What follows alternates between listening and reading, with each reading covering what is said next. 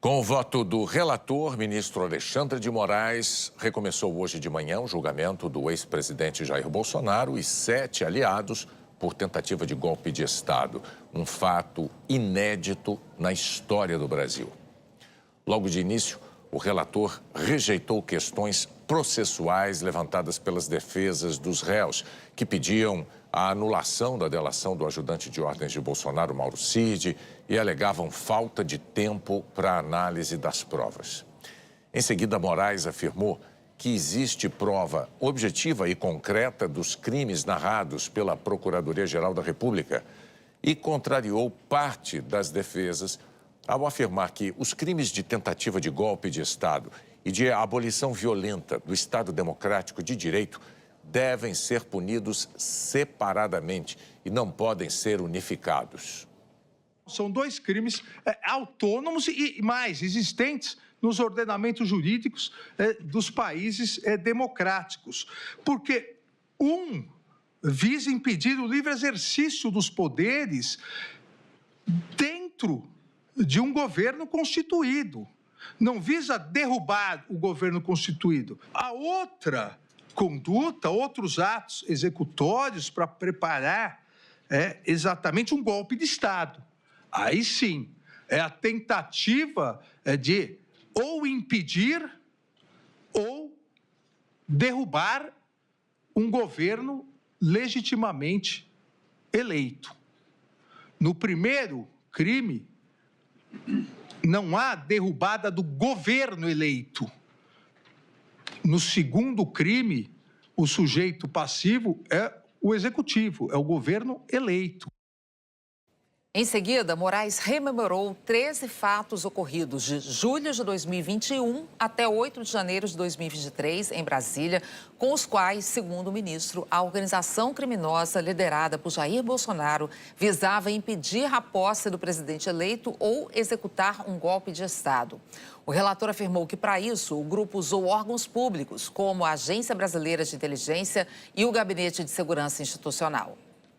Os integrantes da organização criminosa, cooptados pelos réus Alexandre Ramagem e Augusto Heleno, utilizaram ilicitamente a Agência Brasileira de Inteligência para a consecução do seu projeto de manutenção do poder sem a existência de freios e contrapesos por parte do Poder Judiciário. A Polícia Federal apreendeu a agenda de Augusto Heleno Ribeiro Pereira, que se encontra no telão, que possuía várias anotações feitas pelo réu. Não é razoável achar normal um general do Exército, general 4 estrelas, ministro do GSI, ter uma agenda com anotações golpistas, ter uma agenda preparando a execução de atos para deslegitimar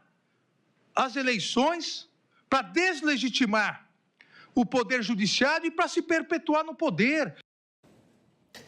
Alexandre de Moraes também ressaltou o teor criminoso de mensagens enviadas por Alexandre Ramagem a Jair Bolsonaro com diretrizes para desacreditar o processo eleitoral. Isso não é uma mensagem de um delinquente do PCC para outro.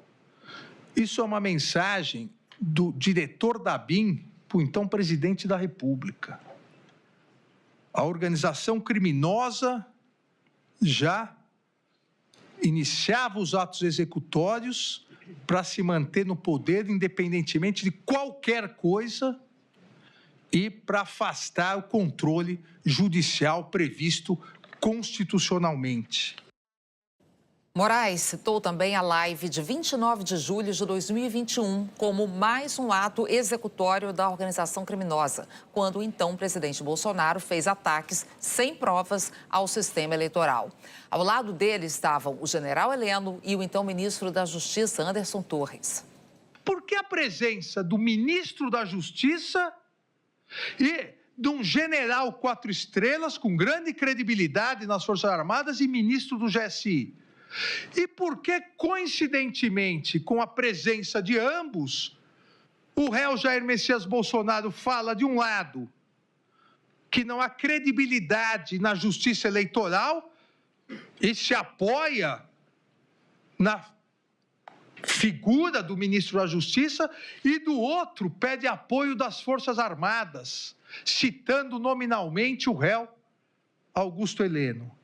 Óbvio é que aqui já se mostrava unidade de desígnios para, ao mesmo tempo, descredibilizar a justiça eleitoral e o poder judiciário como um todo, e, do outro lado, capitaneando as Forças Armadas, o apoio das Forças Armadas, e mostrar à parcela da sociedade que poderiam afastar o judiciário porque esse grupo criminoso tinha apoio das Forças Armadas.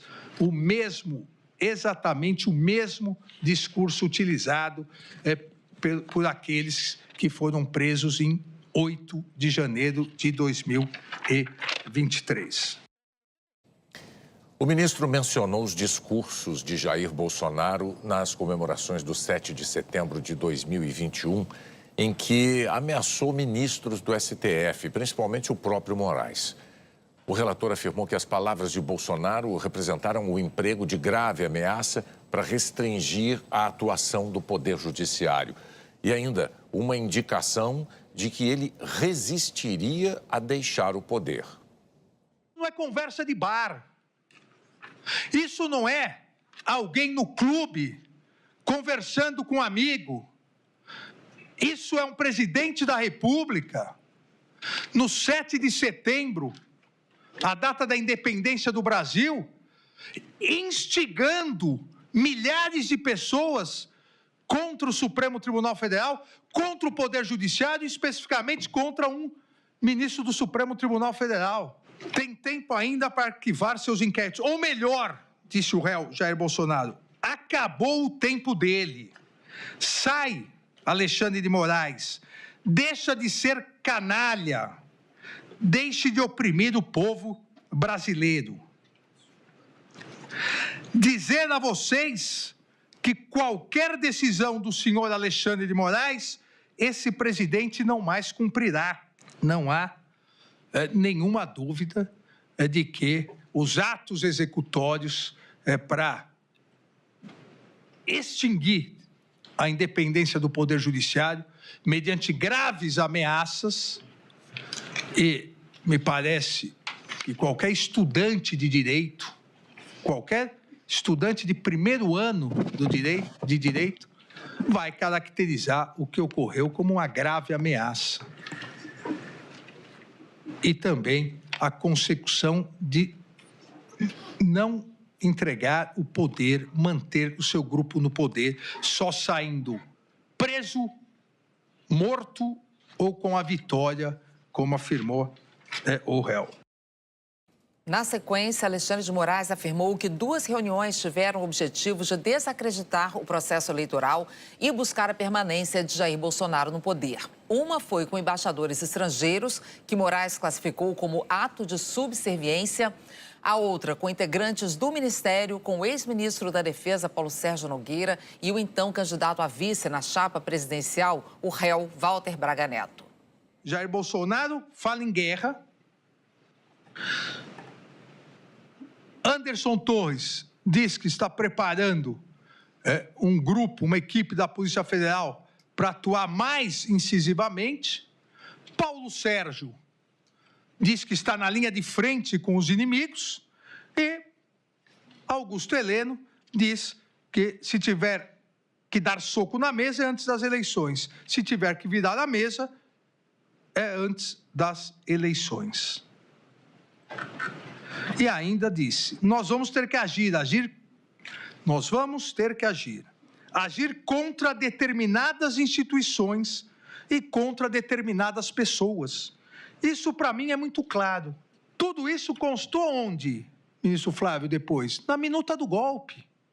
Prisões, fechamento do TSE, criação de uma comissão eleitoral, gabinete pós-golpe. Na sequência dessa reunião, vem a reunião com os embaixadores, em 18/7. Eu diria que talvez entre para a história como um dos momentos de maior entreguismo nacional, ou tentativa de entreguismo nacional. Mas, na verdade, os últimos acontecimentos demonstram que essa reunião foi só preparatória para uma tentativa de retorno à posição de colônia brasileira, só que não mais de Portugal. Moraes também citou o uso indevido da Polícia Rodoviária Federal no dia do segundo turno da eleição presidencial, com bloqueios de estradas em locais onde Lula tinha obtido maioria no primeiro turno de votação. O relator ressaltou ainda o atraso na entrega do relatório do Ministério da Defesa sobre as urnas eletrônicas. Segundo Moraes, atraso determinado por Bolsonaro. O documento atestava a lisura das eleições, mas depois Paulo Sérgio acabou emitindo uma nota em que assumia uma postura diferente. O réu Jair Messias Bolsonaro determinou ao réu Paulo Sérgio Nogueira que emitisse uma nota. Uma das mais esdrúxulas notas, vergonhosas notas que o ministro da Defesa do Brasil pode ter emitido. Uma nota contra a própria, tentando disfarçar a própria conclusão das Forças Armadas. O que diz o réu Paulo Sérgio? Olha, a equipe de técnicos militares de fiscalização, ela não achou nada. Mas não dá para dizer que, de repente, possa achar alguma coisa. Uma organização criminosa constituída por um grupo político liderado por Jair Bolsonaro não sabe que é um princípio democrático e republicano a alternância de poder. Quem perde vira oposição e disputa as próximas eleições.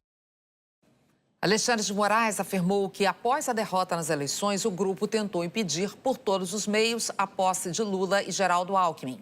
Ele citou os atos de violência no dia da diplomação da chapa vencedora, a tentativa de explosão de uma bomba perto do aeroporto de Brasília e os planos Punhal Verde-Amarelo e Copa 22, que previam a prisão e o assassinato de autoridades, e disse que só não foram adiante pela falta de apoio do Exército e da Aeronáutica ao golpe. O planejamento é tão detalhado que há até, no detalhamento, as chances de êxito, quais poderiam ser os danos colaterais, qual o armamento a ser utilizado, a análise da segurança que me acompanhava, então, a necessidade de utilização de armas pesadíssimas, uma vez que o carro seria blindado, todo um planejamento para... com 6 militares dos Quides Pretos, de forças especiais, executar o plano. Não é possível alguém querer normalizar todo esse iter criminis desde meados de junho de 2021 até esse momento em que, com armamento pesado de forças especiais do Exército, se pretendia matar o presidente do Tribunal Superior Eleitoral e com envenenamento ou remédio para induzir a colapso orgânico, se pretendia matar o presidente eleito da República. Não é crível, não é razoável achar que Mário Fernandes imprimiu, se dirigiu ao Palácio, imprimiu no Palácio do Planalto, se dirigiu ao Palácio do Alvorada, onde lá estava o presidente, ficou 1h06 e fez barquinho de papel com a impressão do Punhal Verde Amarelo. Isso é ridicularizar a inteligência do tribunal. Moraes também falou sobre os diversos documentos encontrados durante as investigações. Entre eles, a minuta golpista apresentada aos comandantes das forças. O próprio réu, Jair Bolsonaro, disse que conversou sobre considerandos. Não há nenhuma dúvida da ocorrência de reuniões do réu Jair Messias Bolsonaro com comandantes das Forças Armadas, entre outras pessoas, para discutir a quebra da normalidade constitucional. Isso foi dito pelo réu Jair Bolsonaro. Como não tinha mais recurso no TSE, começamos a discutir isso. Olha, não existe previsão constitucional para decretação de estado de sítio ou estado de defesa ou GLO no caso de derrota eleitoral. Não existe. Chame-se como quiser. Aqui era uma minuta de golpe de Estado. Segundo Moraes, todos os atos expostos durante o voto culminaram no 8 de janeiro de 2023, quando apoiadores de Bolsonaro, entre eles golpistas acampados em frente ao quartel-general do Exército, invadiram as sedes dos três poderes. O que ocorreu dia 8 de janeiro de 2023 não foi combustão espontânea. O que ocorreu dia 8 de janeiro de 2023 foi a conclusão de um procedimento de tomada e manutenção de poder a qualquer custo por um grupo político que se transformou, lamentavelmente, numa organização criminosa. A sequência de todos esses atos executórios, desde meados de junho de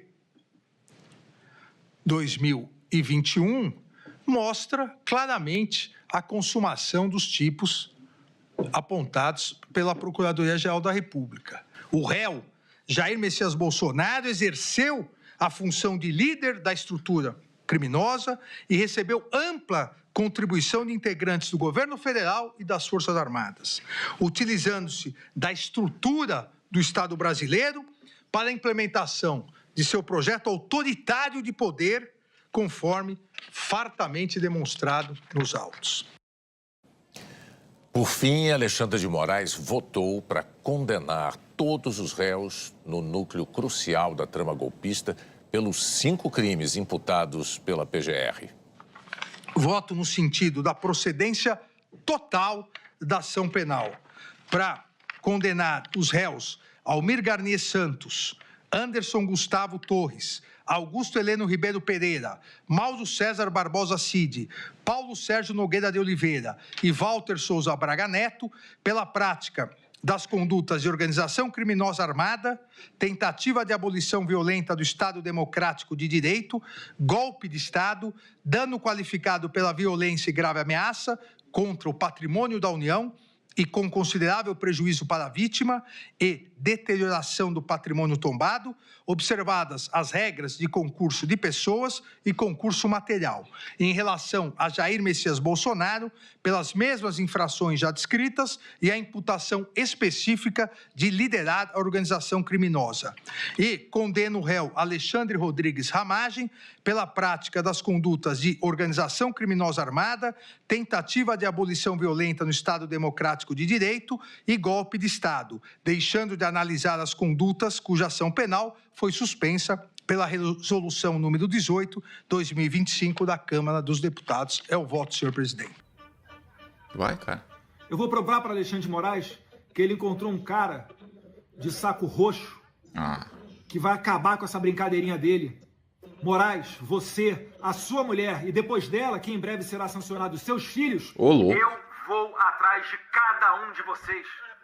O ministro Flávio Dino foi o segundo a votar no julgamento de Bolsonaro e mais 7 réus da trama golpista. Assim como o relator foi favorável à condenação de todos.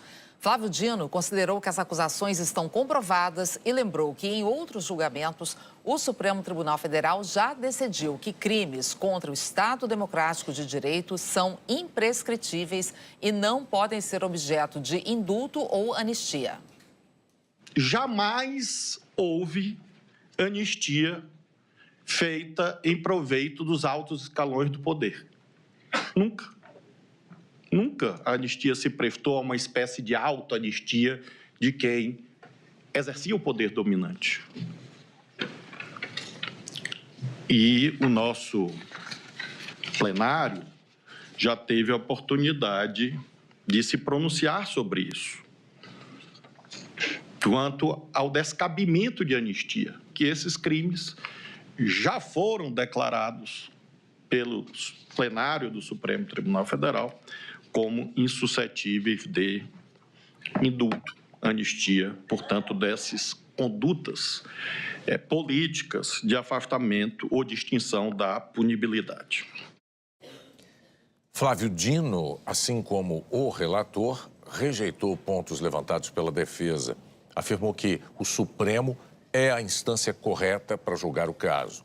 Reiterou a validade da delação de Mauro Cid e também negou a junção dos crimes de tentativa de golpe de Estado e de abolição violenta do Estado Democrático de Direito.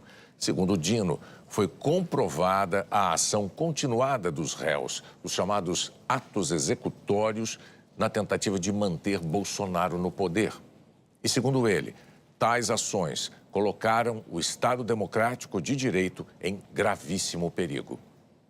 Há um encadeamento entre atos preparatórios que já são atos executórios. E foi isso que, a meu ver, está sobejamente demonstrado nos autos, porque os atos preparatórios já expõem o bem jurídico, Estado Democrático de Direito, a gravíssimo perigo. Creio que, se você está com intuito pacifista e você tem uma irresignação, você vai à missa, vai ao culto. Ou, quem sabe, até acampa na porta da igreja. Mas não, os acampamentos foram na porta de quartéis. E eu sei que se reza nos quartéis, mas, sobretudo, nos quartéis há fuzis, metralhadoras, tanques. Então, a violência é inerente a toda a narrativa que consta dos autos. Não cumprir ordens judiciais é uma violência. E é o risco ou a imposição de um mal injusto e grave a um magistrado. Se você diz, não vou cumprir sua ordem judicial, qual é o passo seguinte? Essa conduta já contém uma grave ameaça. Tanques desfilando, fechamento violento de rodovias federais, ataques ao prédio da PF e a policiais no dia da diplomação presidencial, tentativa de fechar aeroportos. Flávio Dino votou pela condenação dos 8 réus, mas considerou que há diferentes graus de culpa entre eles. O ministro considerou que o ex-presidente Bolsonaro e Braga Neto tiveram papel de maior relevância nos atos que culminaram na tentativa de golpe de Estado. E, segundo Dino, Augusto Heleno, Paulo Sérgio Nogueira e Alexandre Ramagem tiveram participação de menor importância. Por isso, vai propor penas menores para eles. Em relação ao Bolsonaro, aos réus Jair Bolsonaro e Braga Neto, não há dúvida que a culpabilidade é bastante alta. E, portanto, a dosimetria deve ser congruente com o papel dominante que eles exerciam. Em relação a Paulo Sérgio, Heleno, Augusto Heleno e Alexandre Ramagem, eu considero que há uma participação de menor importância. E explico em relação a cada um deles. Alexandre Ramagem, porque ele saiu do governo em março de 2022. E, portanto, ele tem uma menor eficiência causal. A mesma coisa em relação a Augusto Heleno. Eu não localizei atos exteriorizados de Augusto Heleno no segundo semestre. Não há nos autos que ele estava lá nas reuniões com o ministro da Defesa, com os comandantes, enfim, não vi. E, a meu ver, isso também indica uma menor eficiência causal dele a partir de um certo momento. E, finalmente, em relação ao general Paulo Sérgio. Aqui é um juízo um pouco mais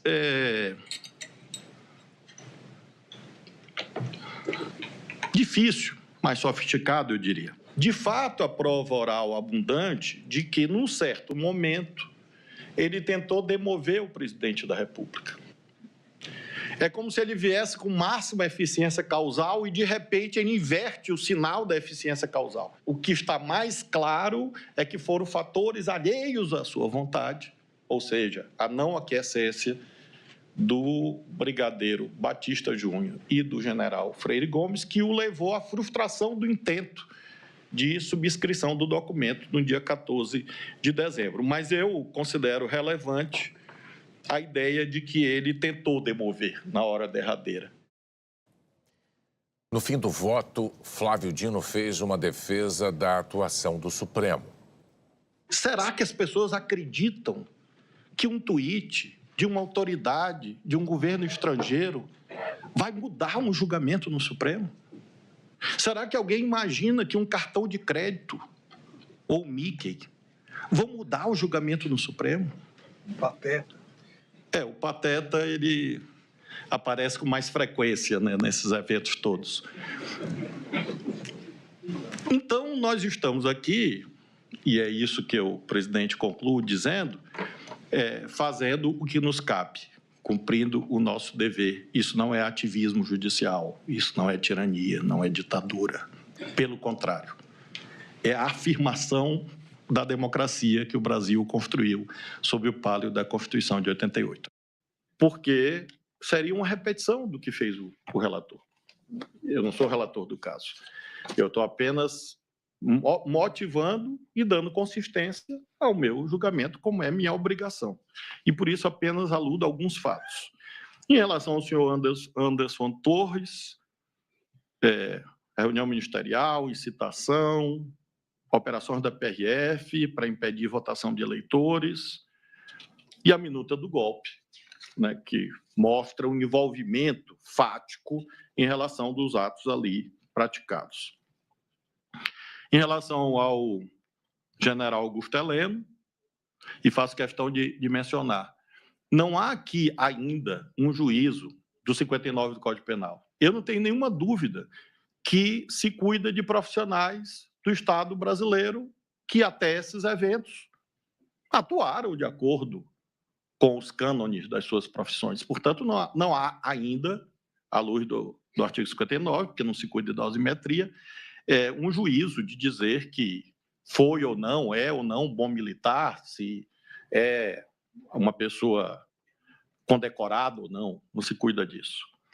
Então, mas as anotações, a agenda, os relatórios, reunião do dia 5 de julho, virar a mesa. O general vira a mesa como? Não é, obviamente, no sentido literal da palavra. Ele vira a mesa com o uso da força armada do Estado. E o Gabinete Institucional de Gestão de Crise, etc.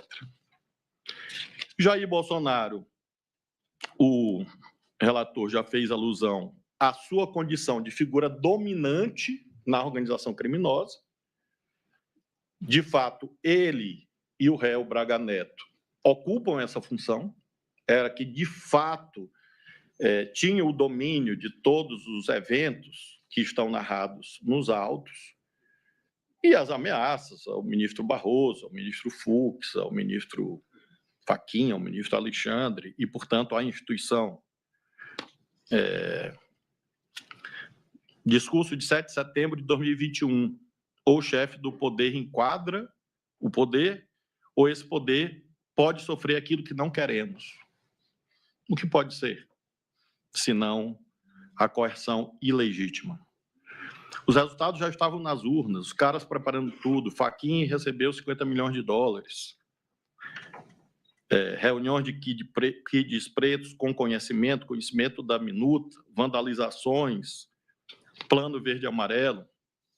A mesma coisa em relação ao senhor Mauro Cid, que vou, posteriormente, aquilatar no grau máximo quanto possível os benefícios a ele deferidos, porque considero que a colaboração atendeu os seus objetivos de esclarecimento dos fatos e de utilidade para a investigação e elucidação de outros elementos fáticos e humanos dessa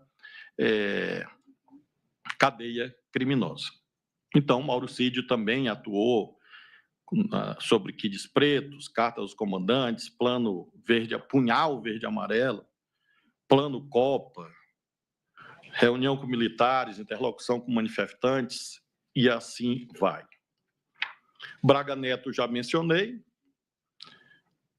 de fato, coordenava os quides pretos, não recebeu pessoas para foto, fazia interlocução com os acampamentos, manifestantes, obteve recursos, repassou recursos e instigava, junto com Jair Bolsonaro, toda essa arquitetura aludida na denúncia.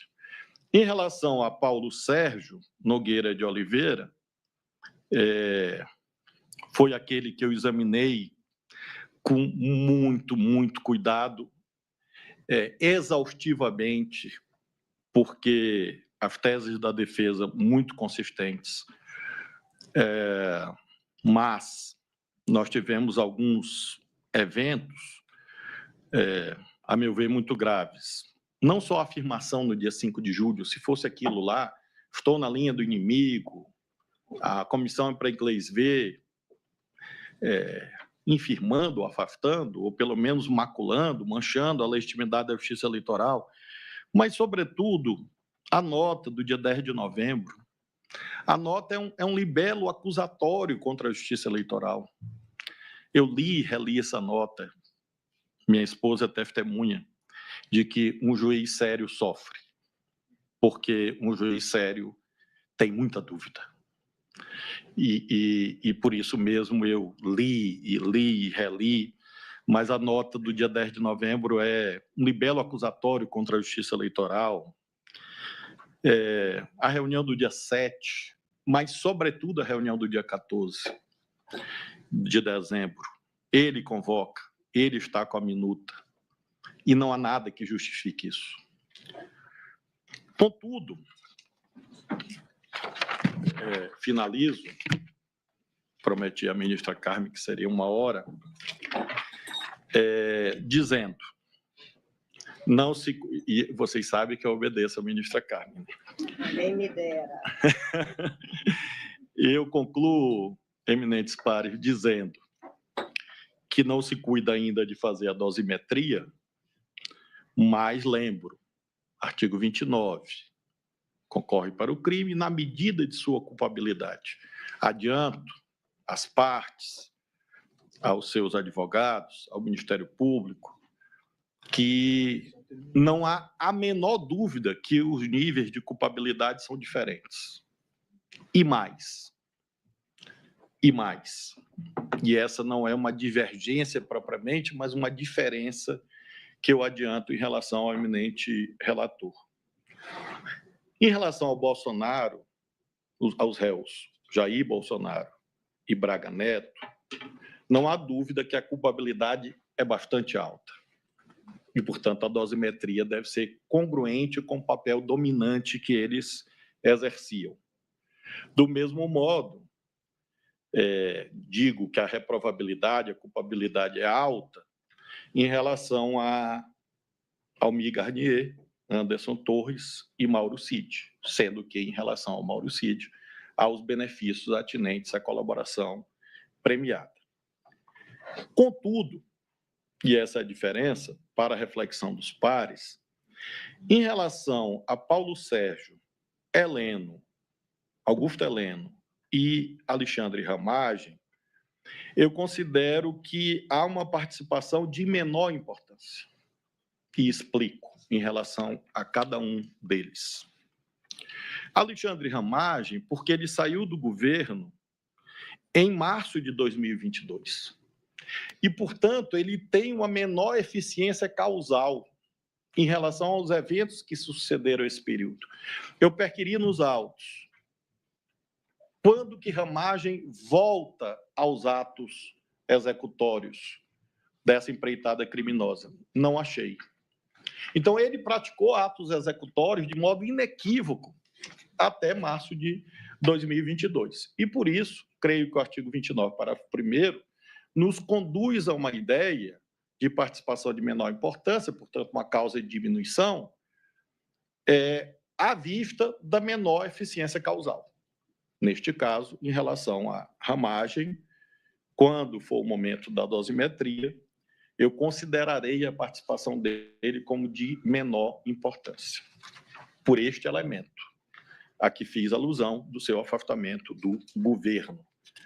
e não ter visto atos materiais dele após o pleito eleitoral. A mesma coisa em relação ao Augusto Heleno. Eu não localizei atos exteriorizados de Augusto Heleno no segundo semestre. O advogado até aludia ao fato de haver uma altercação com o chamado Centrão. Ele não cantou, graças a Deus, mas, de fato, o Augusto Heleno, salvo engano, é aquele que cantava uma musiquinha rimando ladrão com centrão, ou centrão com ladrão, algo assim. Então, a tese é plausível, de que a tese é agitada na tribuna, de que houve essa participação de menor importância, porque não houve atos exteriorizados de Sua Excelência no segundo semestre. O nome dele estava no Gabinete Institucional de Gestão de Crise? Sim. Mas uma coisa que me chamou a atenção, estimados colegas, estimada colega Carmen, é que ele não participa das reuniões. Ele não está nas reuniões.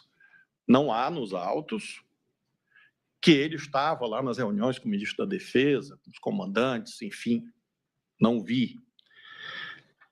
E, a meu ver, isso também indica uma menor eficiência causal dele a partir de um certo momento.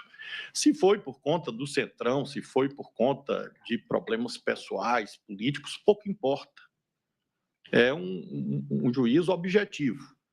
Há atos exteriorizados de Augusto Heleno no segundo semestre, quando se deram os eventos, digamos, principais da trama que nós estamos a julgar? Não localizei. E, finalmente, em relação ao general Paulo Sérgio. Aqui é um juízo um pouco mais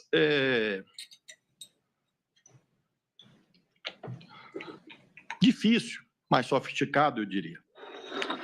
Porque o general Paulo Sérgio, ele participa até um certo momento.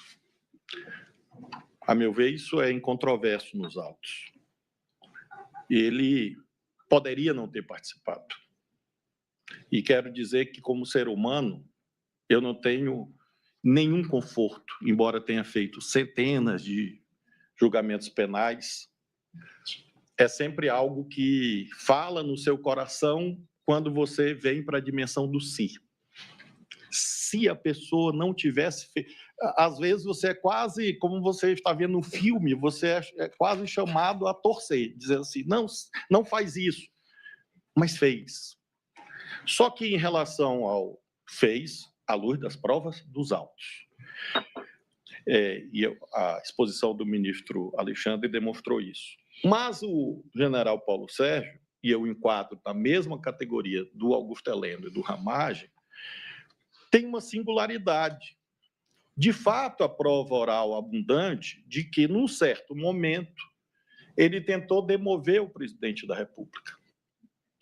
É como se ele viesse com máxima eficiência causal e, de repente, ele inverte o sinal da eficiência causal. Eu cheguei a cogitar de desistência, do 15 do Código Penal. Cheguei a cogitar disso, de desistência, arrependimento eficaz, enfim. Mas não está claro o que aconteceu no dia 14 de dezembro quanto à desistência ser por vontade própria. O que está mais claro é que foram fatores alheios à sua vontade, ou seja, a não aquiescência do brigadeiro Batista Júnior e do general Freire Gomes, que o levou à frustração do intento de subscrição do documento no dia 14 de dezembro. Mas eu considero relevante a ideia de que ele tentou demover na hora derradeira.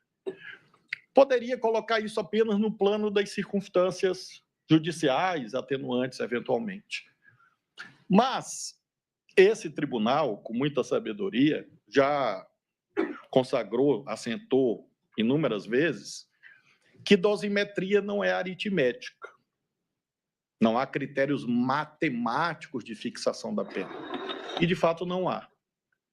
Por isso que os juízes não podem ser substituídos por inteligência artificial.